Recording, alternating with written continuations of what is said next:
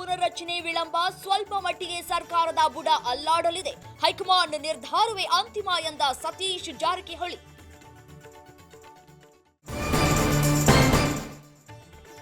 ಬೆಂಗಳೂರು ದಕ್ಷಿಣದಲ್ಲೇ ಎರಡನೇ ಏರ್ಪೋರ್ಟ್, ಹಳ್ಳಿಗಳನ್ನ ಒಕ್ಕಲೆಬ್ಬಿಸುವ ಜಾಗ ಮುಟ್ಟಲ್ಲ, ಕೇಂದ್ರಕ್ಕೆ ಶೀಘ್ರ ಪ್ರಸ್ತಾವನೆ ಸಲ್ಲಿಕೆ ಎಂದ ಸಿಎಂ.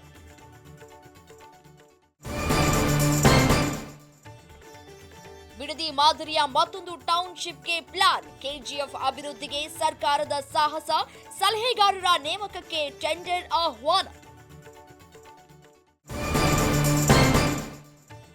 ಮಹಾರಾಷ್ಟ್ರದಲ್ಲಿ ಮುಂದುವರಿದ ಮಳೆ ಅಬ್ಬರ, ಧಾರಾಕಾರ ಮಳೆಗೆ ಪಾತಾಳಗಂಗಾ ನದಿ ಬೋರ್ಗರೆತ, ಕೊಚ್ಚಿ ಹೋದವು 3,000ಕ್ಕೂ ಹೆಚ್ಚು ಸಿಲಿಂಡರ್ಗಳು.